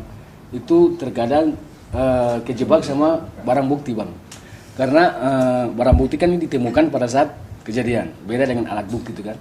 Kadang kita bingung karena ada barang bukti yang kita tidak tahu datang dari mana nih bang. Mungkin ada trik-trik tertentu untuk menghadapi kondisi seperti itu. Sederhana saja, kalau kau bicara barang bukti, itu kan ada prosedurnya. Kalau itu tiba-tiba ujuk tanpa prosedur, tolak. Nah, pertanyaannya itu tadi kau udah jawab ya. Bukunya ada di BAP. Tapi pertanyaannya adalah barang bukti yang mana yang tiba-tiba muncul? Berarti jawaban pertanyaan pertama adalah barang-barang bukti yang tidak tertulis di BAP. Ya kan? Pertanyaan berikutnya adalah kalau itu tidak tertulis di BAP, harus diuji lagi kapan dia muncul. Karena bisa saja dia muncul belakangan, tapi dia sesuai prosedur. Misalnya, saya bela klien saya yang A, si petani, ya kan? Pada waktu ini sedang diproses, si B yang buron belum ketangkep. Pada saat ini baru mau dimulai, dia ketangkep, dapatlah bukti baru. Ini kan bisa muncul. Tapi pertanyaannya, bagaimana prosedurnya? Tidak ada satupun barang bukti yang tidak melalui penetapan pengadilan. Itu. Jadi nggak bisa jaksa ujuk-ujuk, wah karena ini ketangkep, pindahinlah dari sini ke sini. Nggak bisa. Harus ada prosedurnya. Tapi ada barang bukti yang bisa tiba-tiba muncul di pengadilan, yaitu kalau itu diajukan oleh pengacara. Nggak ada di BAP, tapi kita merasa itu barang bukti kita ajukan itu. Dan kalian kalau mengajukan itu, majukanlah pertama kali di eksepsi. Nggak ada di KUHP. Ya kan bukan cuma jaksa yang punya barang bukti, kalian juga punya misalnya. Ya, majukan itu di eksepsi. Ya. Jadi pertanyaanmu itu bermata dua ya. Nah jadi jawabannya adalah barang bukti itu harus prosedural. Kalau bicara alat bukti, sebenarnya udah bicara proses pembuktian. Apakah barang bukti yang diajukan di pengadilan itu yang sudah sesuai dengan prosedur bisa menjadi alat bukti dalam proses pembuktian di pengadilan gitu. Itu ininya. Jadi cikal bakalnya adalah barang bukti. Ada di BAP, harus lewat prosedural dan pasti penetapan pengadilan. Pak, Yuk. kalau barang buktinya tiba-tiba hilang gimana? Nah, untung dong lo. Iya dong, untung kan? Jadi kalau alat berat, Pak. Pertanyaanmu itu ada dua mata. Ya. Mata yang pertama, ini kan banyak aparat penegak hukum jual beli barang bukti. Kalau lu mau beli ekstasi yang bagus, belilah di Polres. Serius gua. Serius gua. Mahal itu biasa ada. Iya, nah tinggal pertanyaannya, lu mau meledakkan ini hanya masalah itu atau lu mau ngomong struktural? Paham maksud saya? Kalau yang lu mau tembak adalah perdagangan barang bukti, itu kan berarti struktural. Ya kan? Harus diinvestigasi prosedurnya kayak apa sehingga Anda bisa bicara di dalam laporan dan kepada publik bahwa ini struktural, sistematik. Nggak bisa, misalnya gini, kasus 2 jaksa jual barang bukti ekstasi, itu struktural karena ada jabatan dia dan teknik mengambilnya, karena yang megang barang bukti bukan dia. Kok bisa jaksa itu ngambil barang, itu kan struktural karena ada kekuasaan di situ. Tapi kalau kamu tidak melihat itu, ya itu hanya jaksa nyuri barang bukti, jadi begitu, jadi kecil. Jadi cara melihatnya, ya. Nah, itu soal sistem yang pertama, struktural ya. Nah, yang kedua pertanyaanmu itu yang menyangkut substansi. Kalau yang menyangkut substansi, bagi saya, kalau barang bukti itu barang bukti yang membuktikan klienmu, barang buktinya hilang, syukur, karena jaksa nggak bisa membuktiin. Iya, tinggal kita tanya. Mana barang buktinya? Kok bisa hilang? Tuduh, Anda sengaja menghilangkan itu ya, karena barang bukti itu tidak sah. Nah, misalnya. Padahal sah. Tapi karena lo udah tahu hilang, lo jorokin ke jaksa, lo banting sekalian. Ya kan? Inilah sidang ini nih, banyak manipulasinya, barang bukti kok bisa hilang ya. Dengan penting juga aktif. Saya jadi pusing sidang seperti ini majelis. Bagaimana barang sepenting itu bisa hilang di tangan seorang jaksa? Mau kayak apa peradilan ini? Bahaya ini, jadi peradilan ini mengadili orang tanpa bukti majelis. Ada Pak yang untuk kasus Buntia itu kan, barang bukti alat beratnya itu yang memang sudah ada di lokasi perkampungan itu ditahan cuma dengan tali rapia. Tapi oleh pengadilan ini diizinkan diambil oleh anaknya, sementara ini bukti di pengadilan. Nah, dan akhirnya itu hilang nggak sampai sekarang. Nah, hajar hakimnya. Berarti itu berarti jawabannya dua itu. Struktural, karena kok bisa pengadilan memberikan kewenangan pada orang untuk mengambil barang bukti. Berarti kalau dia mengambil itu pakai penetapan pengadilan, ternyata dia nggak pakai konspirasi, bongkar konspirasinya. Kenapa dia bisa ngambil? Padahal itu sudah dikeluarkan penetapan. Kok bisa penetapan diambil sama preman? Oh, pasti preman ini ketua pengadilan negeri malam, karena ketua pengadilan negeri siang itu bapaknya, ketua pengadilan negeri malam anaknya. Kan? Dan siang. Kadang gini, kadang kita untuk menarik perhatian suka serius, kadang suka ngelecehin, jadi lucu gitu, ya kan? Oh, rupanya di daerah saya ini pengadilan negeri, ketua pengadilan negeri ada dua, ketua pengadilan negeri siang sama ketua pengadilan negeri malam. Ketua pengadilan negeri malam anaknya ngatur-ngatur, ketua pengadilan negeri siang bapaknya sidang-sidang gitu. Itu kelihatannya ngomongnya, tapi itu kan menggambarkan praktek kan? Atau oh rupanya ada sidang di kamar, ada sidang di ruang sidang. Sidang di ruang sidang dipimpin oleh majelis hakim. Sidang di kamar dipimpin oleh bapaknya, karena yang sidang adalah suami istri. Jadi yang menentukan itu rapat di tempat tidur suami sama istri gitu. Bang, kita mengetahui alat bukti itu kan ada beberapa gitu, seperti keterangan saksi, ahli, surat, petunjuk, dan keterangan terdakwa. Nah, ini kaitannya dengan bukti permulaan, Bang. Misalnya di tingkat penyidikan, tentu kan seseorang bisa ditetapkan sebagai tersangka, bisa memenuhi bukti permulaan. Nah, jadi kita sering itu ketemu dengan penyidik atau polisi pada saat dia menetapkan, atau enggak dalam konteks kasus kita berdiskusi dengan mereka. Jadi pemahaman mereka itu bukti permulaan itu termasuk barang bukti. Nah, sementara di alat bukti kan kita tidak pernah tahu barang bukti, dan barang bukti itu tidak bisa dikatakan sebagai alat bukti karena sesuai dengan alat-alat bukti di dalam KUHP. Itu kan ada saksi yang tadi disebutkan. Nah, itu bagaimana, Bang, kedudukan barang bukti ini di dalam bukti permulaan untuk menentukan seseorang itu ditetapkan sebagai tersangka? Ya. Oke. Saya bahas teori dulu. Apa bedanya soal bukti ini? Apa bedanya bukti penangkapan dengan bukti penahanan. Kalau penangkapan buktinya bukti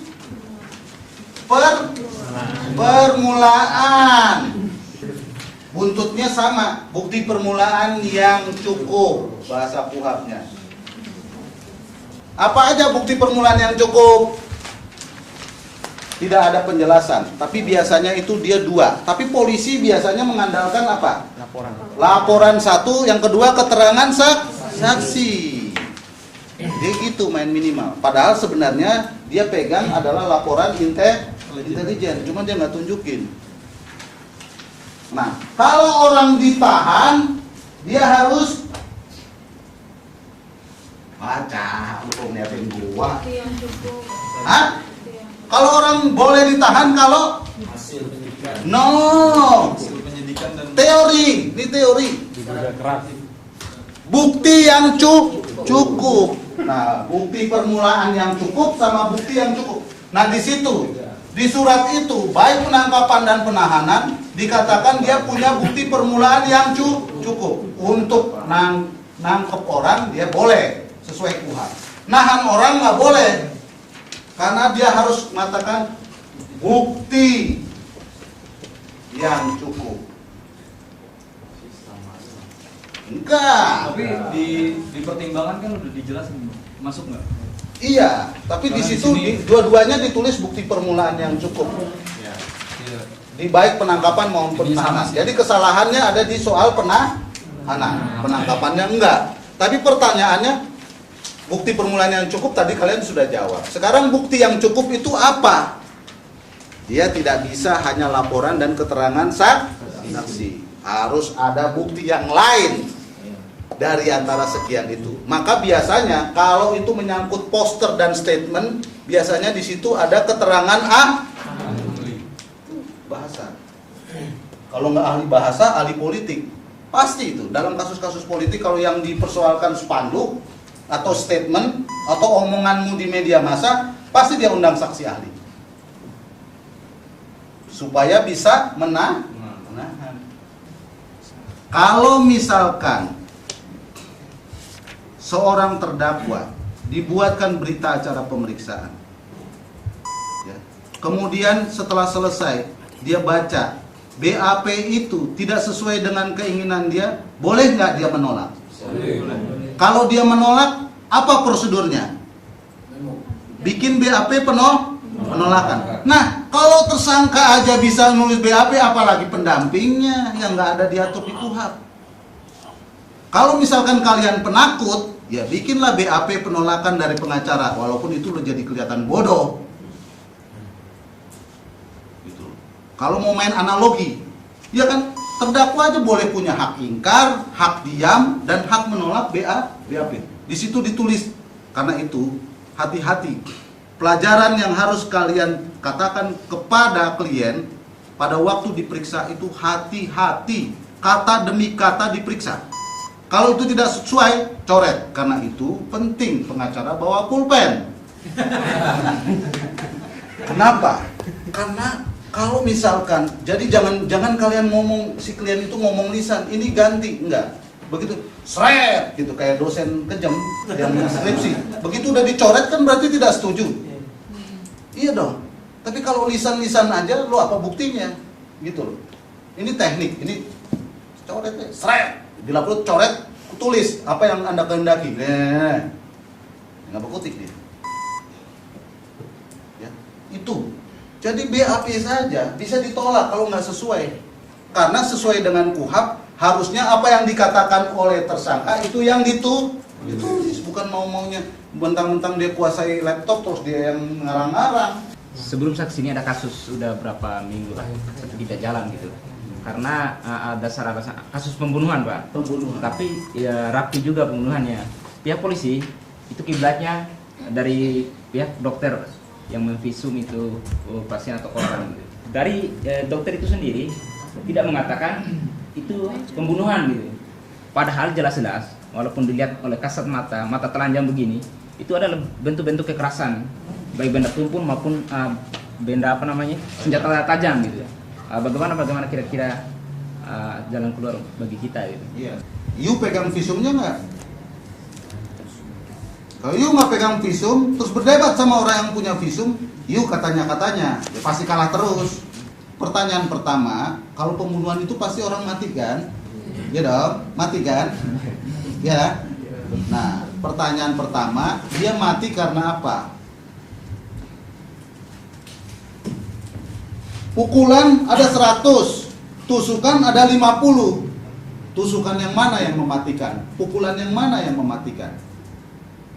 Iya dong, kata kunci dulu. Enggak, wah ini ada 100, pasti mati pak. Ya lo, ahli kan nggak gitu, forensik kan ada akademisnya. Ya kan? Pukulan tumpul yang mana yang mematikan? Tusukan yang mana yang mematikan? Pukulan ada 50, tapi pukulan yang persis di belakang kepala yang memecahkan otak belakang. Pertanyaan berikutnya, kenapa yang dipukul otak belakang? Itu kan nanti akan menjawab judul pembunuhan. Jadi awalnya visum, ngomong soal kematian, baru ngomong soal pembunuhan. Pembunuhan itu cerita. Itu dulu disisir, teknis, jangan loncat. Ya. Nah, pertarungan Anda adalah pertarungan di saksi ahli yang menjelaskan visum. Tapi lu jangan bertanya sama gua, lu jawab ada visum padahal lu nggak pegang visum. Lu pinter ngeles namanya. Pegang itu visum sehingga lu tahu. Ya kan, lukanya ada berapa? Pasti di visum itu harusnya dijelaskan dia mati karena apa. Pukulan yang mana? Harus jelas. Nah, kalau lu dapat visum, kan lu udah dengar kan saksi ahli dari pihak polisi. Bawa ke ahli forensik yang lain, minta pendapatnya nih kalau visumnya kayak begini nih gimana? Kalau ternyata lo kalah, lo cari lagi ini visum kayak gini bener apa enggak gitu. Kalau lo udah kalah isi, main di prosedur. Nih kalau visum kayak begini nih bener nggak nih? Kalau dia bilang, wah ini nggak bener nih visumnya, harusnya visum tuh begini. Lo jangan serang substansi, lo serang kelemahan dari visum. Berarti visum itu nggak bener. Itu lo. Iya dong, karena kalau lo substansi lo kalah. Kan harus begitu. Ya. Jadi satu-satu diurai. Kata kuncinya adalah visum. Karena gue yakin saksi ternyata lo nggak ada. Alat bukti lo berarti cuma mayat dan visum sama keterangan ahli. 3 itu udah. Mayat nggak mungkin bunyi, ya kan? Yang harus bunyi adalah yang meriksa mayat. Meriksa mayat hasilnya 2, visum dan keterangan ahli. Nah sekarang di pengadilan, teman-teman sekalian, usahakan sidang itu tidak melulu sebagaimana proses jalannya sidang dan sesuai dengan tingkatan-tingkatan itu. Kalau itu artinya apa bedanya sidang perkara perceraian dengan perkara apa yang kalian tangani? Ya sama aja semua prosedural, BAP-nya sudah, sidangnya ya udah, bacain dakwaan, eksepsi, pemeriksaan tersangka atau terdakwa, kemudian saksi yang memberatkan, saksi yang meringankan, pemeriksaan terdakwa, tuntutan, pembelaan, replik, duplik, putus. Selesai. Ya. Tapi ada yang penting. Misalnya, saksi ini mengarang. Mengarang maksudnya apa yang dia lihat, apa yang dia ceritakan sebenarnya dia tidak melihat. Dia karang. Misalnya, kasus profit lah, cerita kasus profit. Dia supir. Ya, dia supir sebenarnya. Tapi dia harus, di kasus saya di Solo, saya menang ya kasus ini. Tapi ini ada ilmunya. Dia supir. Tapi di BAP-nya dia bisa menjelaskan nomor biliet giro. Ya, nomor biliet giro. Maka kalian jangan emosional. Kan biasanya kan pengacara bertanya belakangan setelah hakim dan jaksa. Kalian baikin dulu, tanya, berapa tahun kamu menjadi supir? Sekian tahun, berapa gajinya? Istrimu ada berapa? Ini. Udah ya, dia jelaskan. Dari mana kamu tahu biliet biru ini? Saya tahu Pak, karena saya yang pegang, saya ini. Oh begitu. Jadi kamu tahu ya biliet biru itu B ini. Iya. Coba berapa nomor mobil yang kamu bawa? Nggak tahu. Wah, harus cecer habis. Anda supir ya, tapi Anda mobil yang Anda bawa aja Anda tidak tahu. Tapi biru, Anda tahu nggak biru biliet untuk apa? Penting. Nah, di situ harus raja tega. Karena biasanya advokat HAM kalau ke orang kecil kasihan, habisin. Anda sudah disumpah loh. Saya minta pada majelis hakim perintah tahan. Karena nomor biliet dia tahu, nomor mobilnya dia nggak tahu. Saya pernah tahun 97-98 mengajari semua mahasiswa, kalau sidang di pengadilan dia ditangkap, diadili, semuanya berdiri di atas kursi, belakangin hakimnya. Terus kemudian nyanyi joget-joget itu pidato, kemudian satu orang bilang, silakan majelis hakim vonis, kami memang bersalah, silakan. Habis itu saya banding. Ada tangan banding semua. Wah, ngeluh panitera, kan banding, nyiapin berkas. Lo vonis aja. Silakan. Gak ada masalah. Lu kalau begitu semua, pengadilan rontok nggak? Kenapa? Karena kita sewaktu itu bilang semua itu peradilan politik. Ide orang. Lo gila lo, rejim Orde Baru waktu itu. Semua dipakai. Ya udah, dilihat aja. Joget-joget begini. Akhirnya putusannya apa? Bebas. Karena pengadilan lama-lama merasa bahwa dia dipakai. Dia juga, kok gini ya? Ya lu putusin aja. Kamu gue pedulin. Nah, itu juga bagian dari ruang yang bisa kita gunakan. Asal Anda memainkan sesuai dengan tingkatan hukum acara. Kalian hanya bisa memaksimalkan dari mulai sini sampai sini. Karena banding dan kasasi tertutup. Banding dan kasasi biasanya dipakai untuk kampanye di tingkat nasional dan internasional. Jadi kita minta tolong Amnesty dan institusi lain untuk menekan pemerintah Indonesia atas kasus-kasus yang terjadi. Ya, jadi kalau mau bermain, nah ya nggak apa-apa ya. Kalau mau bermain, main sungguh-sungguh di atas panggung, maksimalkanlah dari mulai pengadilan sampai soal penyelidikan. Cukup punya ruang untuk itu. Ya. Jadi antara advokat sama terdakwa harus satu keping mata uang.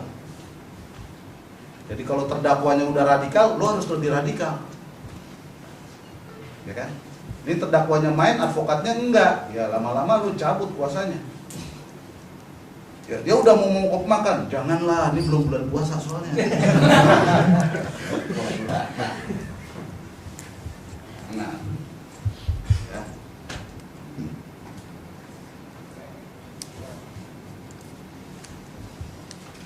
Soal barang bukti tadi sudah ya. Ini barang bukti yang ada BAP-nya. Tiba-tiba dia munculin barang bukti di atas meja yang nggak ada barang buktinya. Pertama interupsi dulu, tanya yang ini nih anak mana nih? Mana di BAP-nya nih barang bukti yang ini gitu. Tanyain gitu halus aja. Kan? Nggak usah perlu ngotot-ngotot gitu, capek-capek. Tanya barang bukti yang ini mana? Penetapan pengadilannya mana? Nah, begitu dia bilang, "Oh, nggak ada." Baru cecer. Habisin jaksanya supaya begitu mempersoalkan yang ini dia secara psikologis sudah tahu. Itu dong mainnya. Bang, Yuk. mungkin sederhananya kalau misalnya saksi itu strategi kita yang pertama mungkin mendiskualifikasikan dia sebagai saksi. Kalau memang itu tidak berhasil, kita mendiskualifikasikan keterangannya. Gitu ya? Ya, tapi bisa juga kau menggiring sesuai dengan keinginanmu kalau kau kuasai. Bisa juga begitu, kan? Sangat tergantung pada itu, makanya harus kontrol persidangan, lihat omongan dia. Nah, kau baru bisa lihat omongan dia kan?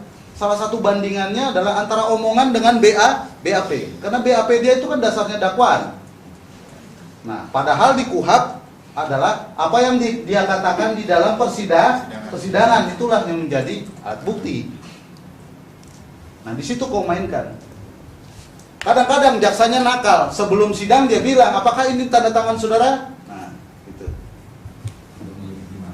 Ya kan? Nah, sekali-sekali atau jangan sekali-sekali terus-menerus tanya, maksud pertanyaan jaksa itu apa? Apakah dia mau mengatakan dengan tanda tangan itu ini barang bukti, BAP ini barang bukti majelis hakim? Saya perlu jelas dulu nih dari jaksa supaya kita punya persamaan kuhapnya. Ya kan? Supaya jelas. Dan jaksanya apabila perlu bisa kita keluarkan dari ruang sidang. Minta suratnya, surat penunjukan bahwa dia itu sebagai Dia jaksa. Nah, kadang-kadang. Nah, sekarang ada teknik baru. Jadi begini, biasanya kalau kasus-kasus gede ditangani oleh Polda, dia koordinasinya kan dengan Kejaksaan Tinggi. Ya. Nah, orang yang menangani di Kejaksaan Tinggi bukan dia yang sidang. Yang sidang itu yang ini atas perintah, karena itu dia muka tembok. Maka pertanyaan seperti itu penting.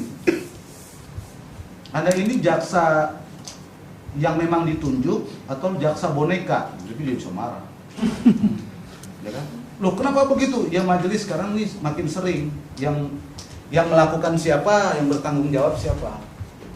Biasa kami ini lawyer HAM, jadi biasa menangani orang-orang yang melepas tanggung jawab. Biasanya kan prajurit yang disuruh maju. Karena saya lihat jaksa ini, saya tanya dia nggak ngerti apa-apa. Dia selalu mainnya aja BAP. Gimana kita mau menemukan kebenaran material majelis? Bisa sesat kita semua. Ya kan? Bahasa tuh. Ya, itu latihannya ya di sini. Ya kan? Ini dilatih. Ya. Jadi pengalaman kalian aksi, pengalaman kalian berdiskusi dengan orang yang buta huruf dan kalian merasa primitif, itu penting kalian alami. Ya, karena disitulah proses tabungan, tapi juga itu juga tidak ada artinya kalau kalian tidak reflektif. Harus reflektif, baru jago. Ada tulisan. Ada pertanyaan soal trik di ruang sidang? Ya, ini bang, yang agak berat itu sebenarnya hakim sebenarnya bang. Kalau jaksa itu agak lebih relatif bisa dilawan lah kan. Cuma ketika posisi hakim yang memang sudah tidak fair itu yang kadang-kadang menyulitkan kita untuk mengungkap kebenaran materi itu. Saya jawab pakai teori dulu ya. Pertama, pada dasarnya memang hakim tidak boleh dimusuhi. Hakim itu harus dipelajari karakternya. Ini teori. Ya.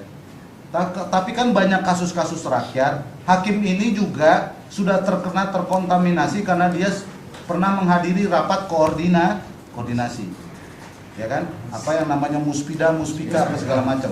Itu ada, itu rapat koordinasi gitu. Karena kalau dia coba-coba tidak dengerin Kapolres atau Kapolda, pada satu waktu dia nanti membutuhkan mereka, polisinya juga nggak mau. Jadi itu pasti ada take and give. Karena sistem peradilan kita itu belum check and balance.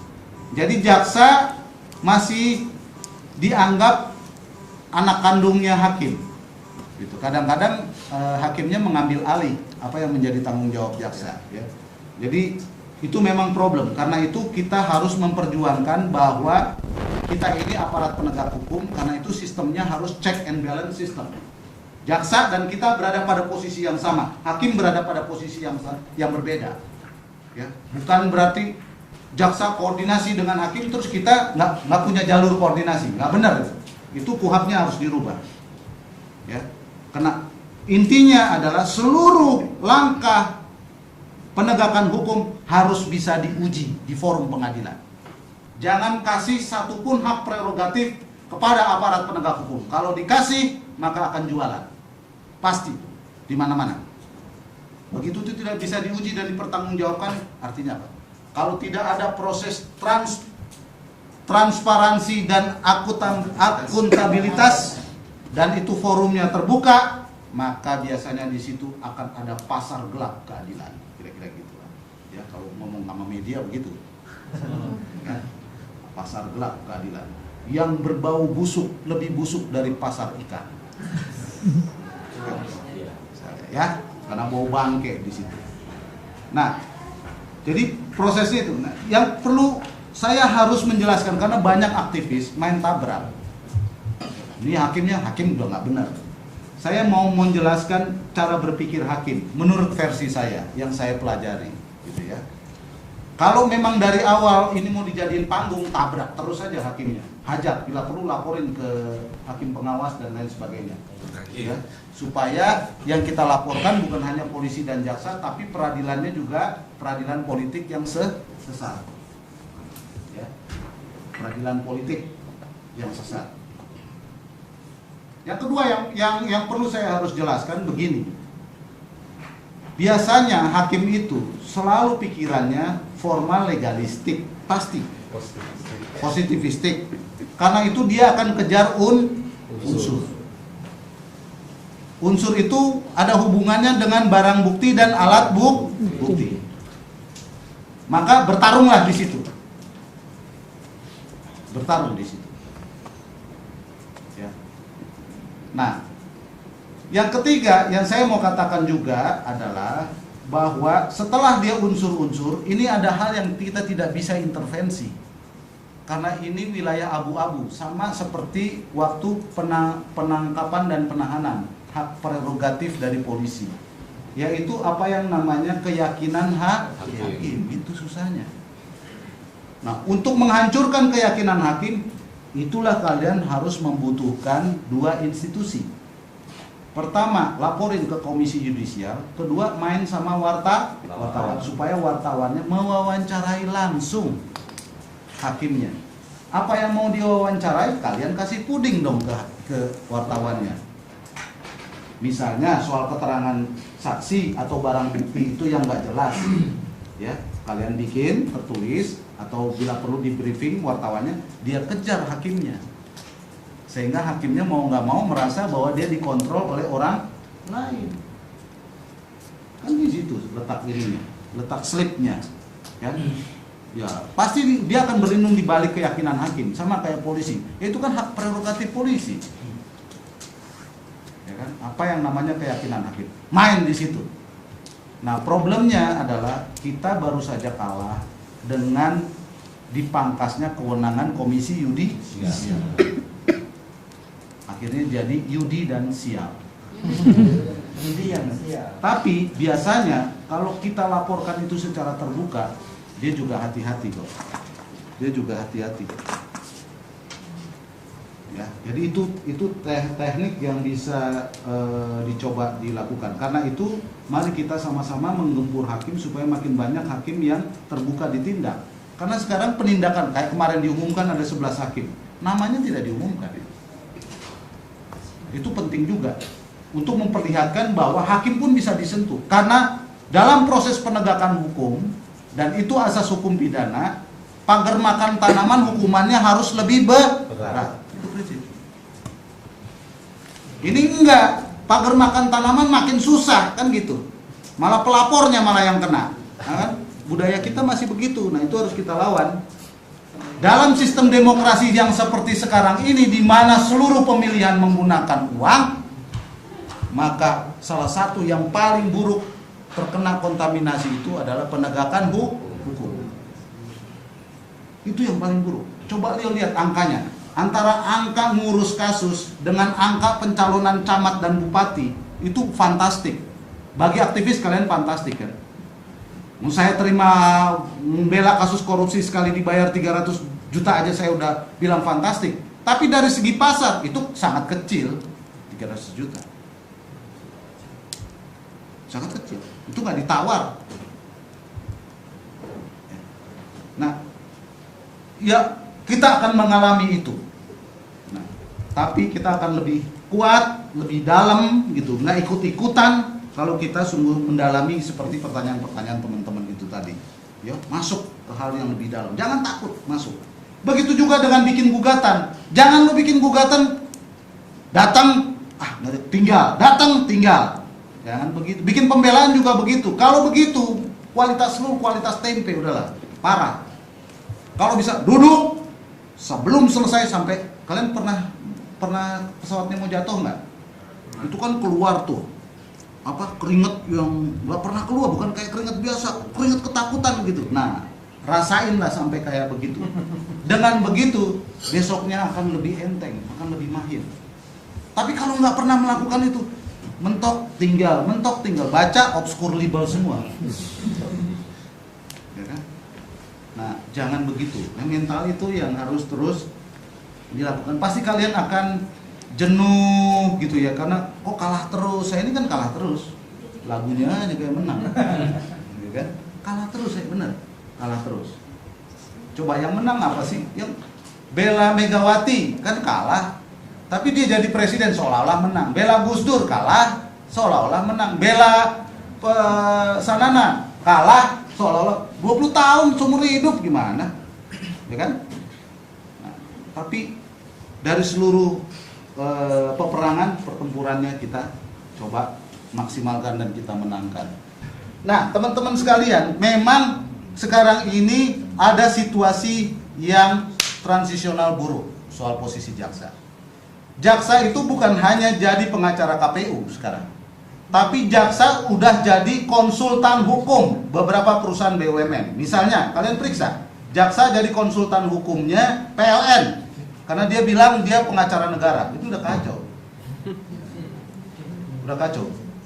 Jadi ini bukan hanya sampai pada tingkat KPU. Ya. Karena itu maka menurut saya tidak boleh dia dilakukan itu. Satu. Tapi kita jangan sepihak, harus dua pihak. Karena itu bagaimana caranya bantuan hukum itu juga dibiayai oleh negara. Sehingga kita bicara keadilan dan persamaan kedudukan dalam hukum, dalam konteks aparat penegakan hukum, semuanya sama-sama punya akses negara. Ya, jadi penting diperjuangkan bantuan undang-undang bantuan hukum, dan negara harus ada APBN dan APBD-nya untuk pemberian bantuan hukum. Harus ada, bukan hanya hakim dan jaksa. Ya, terus PP 83 itu gimana, Pak? Ya itu harus dirubah. Harus dirubah. Sekarang kan memang perubahannya baru hebat ya, hebat tapi baru sepihak. Yaitu di pengacara. Pengacara sekarang ini kan bisa jadi hakim, bisa jadi jaksa. Ya, kan lu bisa jadi hakim ad hoc, bisa nggak? Bisa jadi hakim agung, bisa nggak? Jadi jaksa agung pun bisa.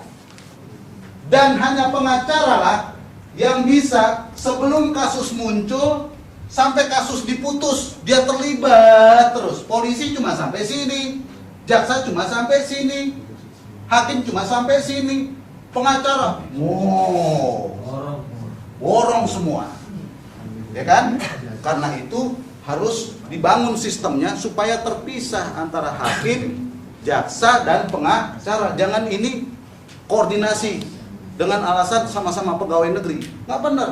Kalau kita konsisten pada check and balance, berdiri sendiri sama-sama. Karena itu pengacara pun dalam konteks bantuan hukum terhadap rakyat harus juga dibiayai oleh negara supaya jelas fakir miskin dan anak terlantar serta advokat miskin dibiayai.